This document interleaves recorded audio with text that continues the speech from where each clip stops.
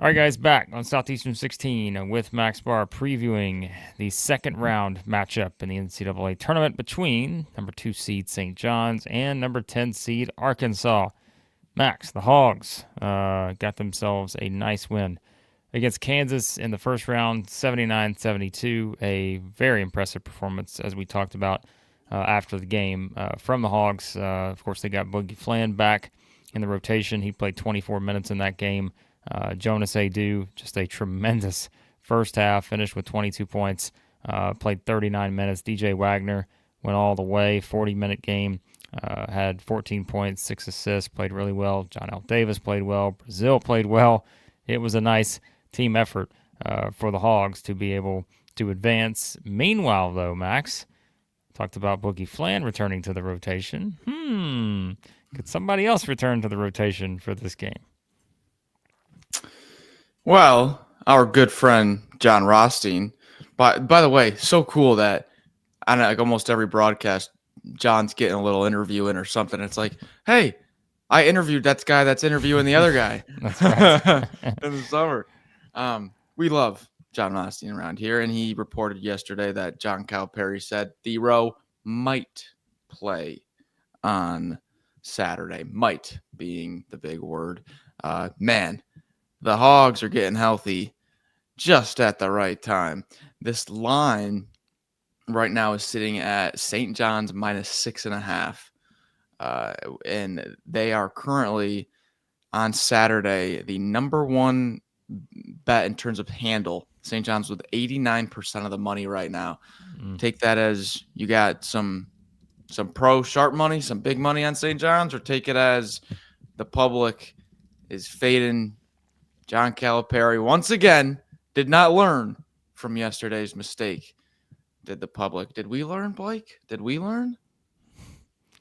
I hope so, because again, we talked about Arkansas down the stretch. They have played some really good basketball, like we mentioned, outside of just, it is, kind of just those streaks sometimes where, like we said, whether it's the 2 South Carolina games where they had just some really rough stretches. One resulted in a loss. They still managed to win the other one in the SEC tournament against South Carolina. But even in the game yesterday, or, right against Kansas, it's like they had a couple of those stretches where you're questioning shot selection and things just were not, the smoothest. But yet, I mean, again, they're playing some of their best basketball of the season.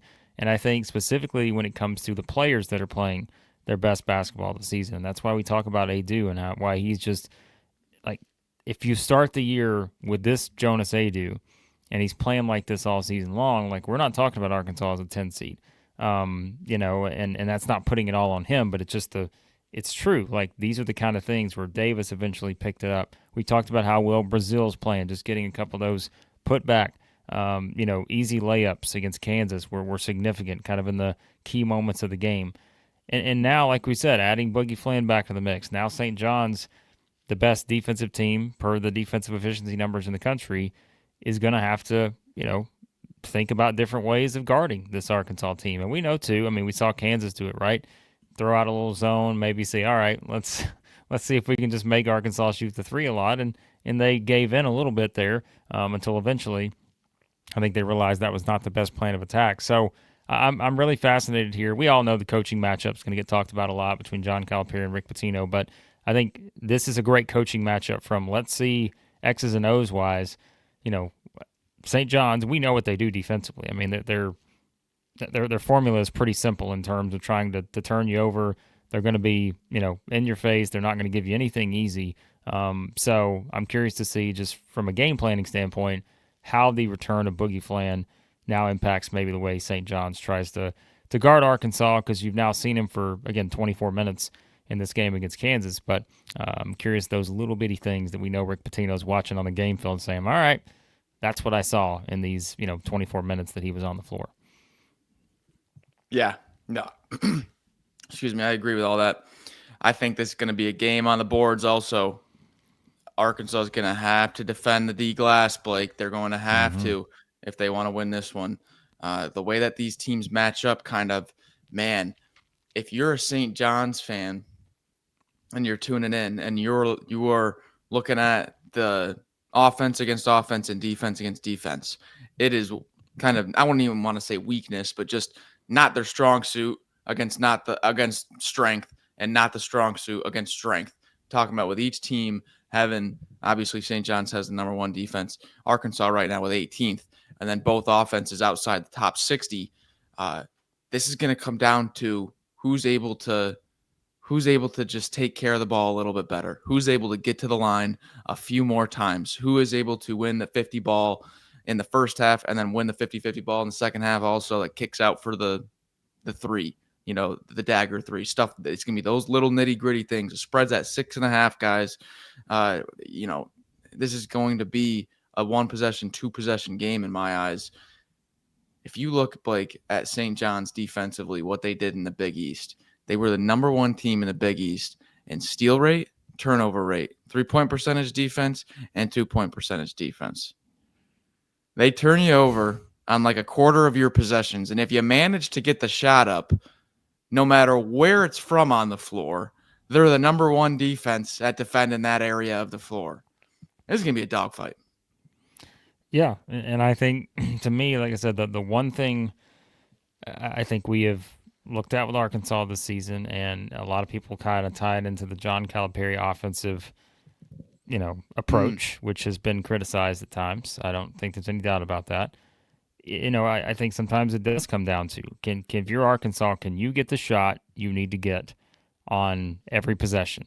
Probably not every possession, but you need to get more good shots than bad shots, especially against a team like St. John's. Like I said, maybe it's one thing to have some of those stretches where you're just taking the head scratching shots a little bit against Kansas. That's a good defensive team too, but I think, again, there is very little room for error when you're playing a team like St. John's, knowing, like you said, look at the numbers defensively and what they've been able to do this season, and just look at the way they play. I mean, I think that's something too where there's one thing we're not going to question in this game, and that is whether Rick Pitino is going to have his guys in a position, game planning wise, to be able to win this game, because he's one of the best to ever do it. And so I do think that is something where, let's see, like, I want to see what Arkansas's offensive approach is here, because I think they're going to have to get a little bit more creative, maybe than just saying, all right, we're going to put the ball in DJ Wagner's hands or Boogie Flan's hands. We're going to try to penetrate. We're going to do a ball screen. And now let's see what happens. Like, I think you're going to have to get a little more creative when it comes to not allowing St. John's, as you said, to force turnovers and also just make you take the worst shots possible. And I think that's what I'm most curious about when it comes to Arkansas. That's the key to this game. You can't have a lot of those bad offensive possessions in a row that we saw at certain points this season for Arkansas. I haven't seen as many of them, down the stretch when they've been winning these games. We've still seen them, but not as many. But I think that's the key here. You have to put together a good string of offensive possessions that have quality shots involved, because otherwise, this is how St. John's runs away from teams.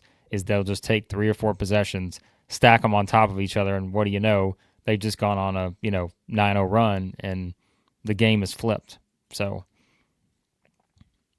the thing about St. John's is that they are just they don't get phased. What did they start yesterday? Down 10-0 or something like that? Never blinked. yeah, And then in the game before that, in MSG against Creighton, I think St. John's, it was like something in the high teens to single digits. Creighton was on like somewhere near a 10-point lead early, and just don't even blink. End up just cruising. This is when we talk about Florida all year this year, talking about them just having the rotation rock solid. This is a St. John's team that is as connected as it gets. It's why you see the defense. Well, has a little bit to do with Kadari Richmond being 6'6" at point guard and just being a monster. But this is it's extremely connected St. John's team. It honestly, Blake, it helped out Arkansas a lot against Kansas to have Aidoo hit his first few shots and kind of soften up the interior.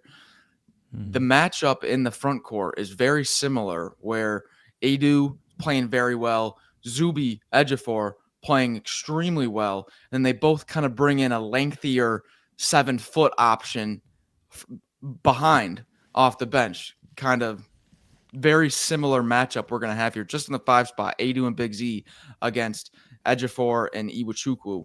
I think he transferred from USC, I believe. Yes, he did. So great matchup at the 5 spot.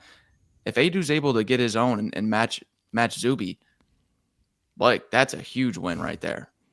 Well, and I think that adds to the defensive point because Yes. hey, I just spent a couple minutes there talking about St. John's defense, but let's call it what it is. Like we said, the strength of this Arkansas team has been their defense too this season. And I think when you see, like we said, how Adou's playing, like that helps them defensively too, not just what he did offensively in the game, basically in a matchup against Hunter Dickinson and against Kansas. But I think defensively, what Arkansas can do in this game, I think is just as significant because we said it and you talked about it at the start. Like it's where preventing those offensive rebounds is Yeah. priority number one for Arkansas because you just don't want to give the St. John's team those extra opportunities, right? Because if you want to do like a common profile, and please do not think I'm saying the exact same thing that this team is what another team is, Max, but if we want to say there's a team in the SEC who rebounds the ball well on the offensive glass and doesn't shoot a high percentage, who's that team? It's Texas A&M, right? Like And they're that kind of team where the percentages tell you, okay, this is not the greatest shooting team, but it really doesn't matter because they're going to more often than not get a chance at getting second chance opportunities. So if you're Arkansas, that is the first step. But don't again sleep on the idea that Arkansas's defense here, if they win this game, is the reason why. Because I do think it's one where there have been people, if you want to pick on St. John's a little bit, sure, they're going to, what is it, Max? They're getting 59% of their points from inside the arc, which is, I think, top 5 in the country. They don't get a large portion of their, points from three or free throw line. It's 2-point shots, and I think that's where it's going to be interesting here. Again, knowing how well Arkansas has played at times on the defensive end this year, to me, that's another big story. And I'll bring up this point too. I was trying to find it while you were talking. We talk about streaks, right? I was looking up the Evan Mia kill shot stats, yeah. and they're so fascinating because Arkansas is one of those teams that's in that. So he has strong teams, suspect teams, least streaky teams, and then streaky teams, right? Arkansas is in the streaky teams category. Quote, no lead is safe. A lot of big runs for, but also a lot of big runs against. And I Yep. think that, again, sort of describes Arkansas' season. St. John's is pretty close to the strong teams range. They're right, very tiny, just outside that bubble. And the always dangerous often wins games with those big runs. And you talked about it in the Omaha game. Nothing phased St. John's in that game. Even if you had Omaha trying to make it interesting, felt like it never phased them. So I think that's part of it. You can't be streaky defensively in this game, I think, if you're Arkansas, because you're probably going to have a harder time, I feel like, scoring consistently, just knowing how good St. John's is on the defensive side. I think it'd be a huge game for the freshmen Carter Knox and Billy Richmond just because of their physicality, the length of Billy Richmond on the perimeter and Carter Knox. I don't know if it's going to be Aaron Scott or if it'll be when Kadari Richmond is kind of playing off the ball and Smith is the point guard, or even if it's Lewis. And they do kind of all those 6'6", 6'7" guys. St. John's just kind of meshes them in between positionless basketball. Whoever Carter Knox is on, he's going to have his hands full as a freshman playing either junior or senior here. And hey, if it's Lewis, you're one of the best players in the nation. Kadari Richmond right there with him. So Knox, if he's able to hold his own, and he doesn't even have to put up too many points, just physically be able to hold his own against these 6'7", 220 seniors for St. John's that just love to live in the physicality of the mid-range. We could be coming here on a reaction saying, man, how about Carter Knox and holding his own in the mid-range? Could be the difference. We ready for picks? Let's do it. Blake, how many points do you think St. John's has lost by just by guessing? Like the whole year, like everything I feel like combined. I did this stat the other day when we were talking about the bracket, and it was something absurd, like 7 or 8 points, maybe. I don't even remember, but it 7. was ridiculous. Yeah. Their total loss, there are 4 of them added up, 7 points. One of them's in double overtime. Their largest defeat is by the hands of Georgia on a neutral floor in mid-November by 3 points when St. John's shot 2 of 19 for 10% from 3. That's their worst loss. this team does not beat themselves, you got to beat them.